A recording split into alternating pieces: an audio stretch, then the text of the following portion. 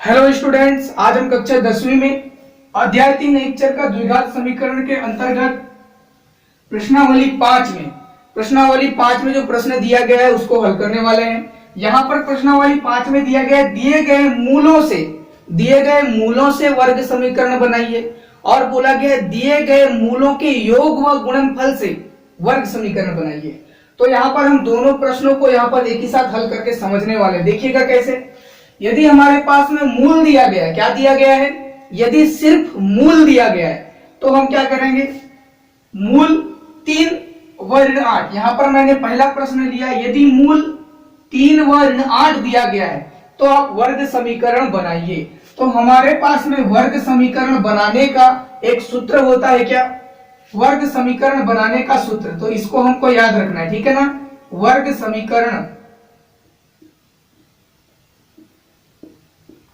ये सूत्र क्या होता है, एक्स स्क्वायर माइनस कोष्टक में मूलों का योग, कोष्टक में क्या, मूलों का योग, कोष्टक बंद गुणा एक्स, फिर प्लस मूलों का गुणनफल, मूलों का गुणनफल, ठीक है ना। ये सूत्र को आपको अच्छी तरह से याद रखना है जब आपको वर्ग समीकरण बनाना पड़ेगा, जब आपको वर्ग समीकरण बनाना होगा, जब आपके पास में मूल दिया गया होगा या फिर मूलों का योगफल या गुणनफल दिया होगा, तब आप क्या करेंगे, वर्ग समीकरण बनाने के लिए इस सूत्र का प्रयोग करेंगे। आपके पाठ्य पुस्तक में भी दिखेगा, मिलेगा। तो यहाँ पर सूत्र है एक्स स्क्वायर माइनस कोष्टक में मूलों का योग गुणा एक्स प्लस मूलों का गुणनफल। तो हमारे पास में पहला प्रश्न है, यदि मूल दिया गया है, क्या दिया गया है, यदि मूल दिया गया है हमको 3 व ऋण 8 दिया गया है तो हमें वर्ग समीकरण बनाना है। तो हम क्या करेंगे, इस मूल को वहां पर स्थापित करेंगे। तो देखिए क्या होगा, यहाँ पर बराबर, ठीक है, बराबर, यहाँ पर दिख रहा है एक्स स्क्वायर का क्या लिखेंगे, एक्स स्क्वायर, ऋण चिन्ह का ऋण चिन्ह लगा दीजिए, मूलों का योग। अब ये जो दो मूल दिए गए हैं 3 और ऋण 8, इन दोनों का यहाँ पर योग, ठीक है ना। तो 3 जोड़ना है, योग करना है, इसलिए प्लस, किससे जोड़ना है, ऋण 8 से। तो यहां पर ऋण 8, ठीक है ना। अब यहां पर देखिएगा बाहर में क्या गुणा है, x प्लस मूलों का गुणनफल, मूलों का गुणनफल 3 गुणा ऋण 8, ठीक है ना। 3 गुणा ऋण 8 करेंगे, क्योंकि मूलों को गुणा करने बोला है सूत्र में बोला है एक्स स्क्वायर का एक्स स्क्वायर, ऋण का ऋण, मूलों का योग बोला है तो मूलों को जोड़ेंगे इसलिए धन लगाएंगे। किससे जोड़ रहा था, इसलिए ऋण 8 लगा दिया, है ना। ऋण 8 से जोड़ रहा था इसलिए ऋण 8 लगा दिया। x का गुणा इन पूरे से हो जाएगा, धन मूलों का गुणनफल बोला इसलिए 3 गुणा ऋण 8, है ना, मूलों का गुणा। अब आगे क्या होगा, एक्स स्क्वायर माइनस 3 धन, यहां पर दिख रहा है धन और ऋण, कोष्टक के बाहर में भी धन है तो पहले आप क्या करिए, कोष्टक के बाहर में जो चिन्ह है और अंदर में जो, उसको एक करिए। तो धन और ऋण का गुणा क्या हो जाएगा, ऋण हो जाएगा, धन और ऋण का गुणा ऋण 8, ठीक है, कोष्टक के बाहर एक से गुणा के रूप में।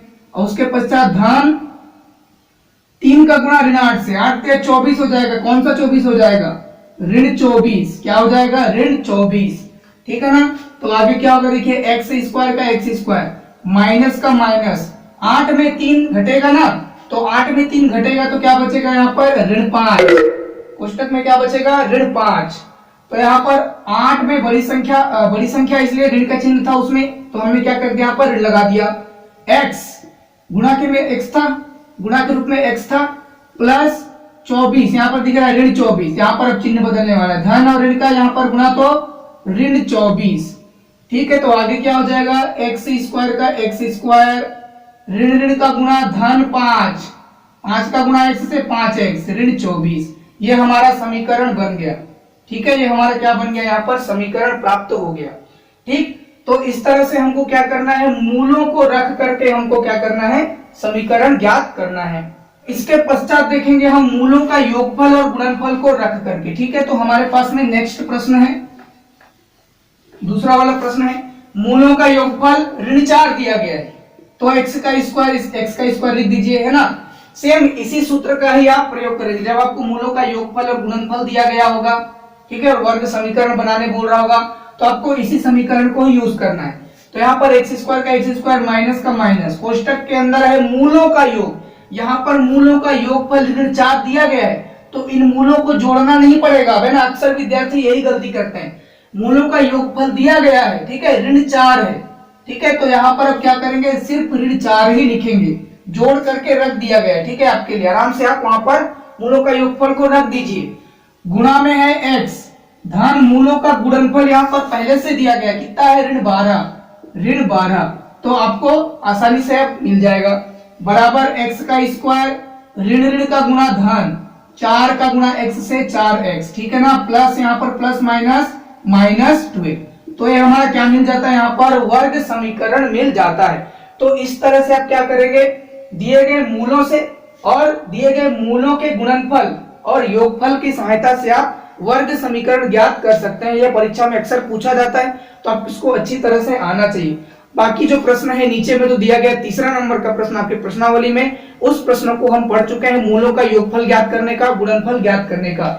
मूलों का योगफल कैसे ज्ञात करते हैं, -b/a से, और मूलों का गुणनफल c/a, ठीक है ना, -b/a और c/a, ये मूलों का योगफल ज्ञात करने का सूत्र है और ये मूलों का गुणनफल ज्ञात करने का सूत्र है। तो इस सूत्र की सहायता से आप हल कर सकते हैं, हमने पहले भी किया हुआ है।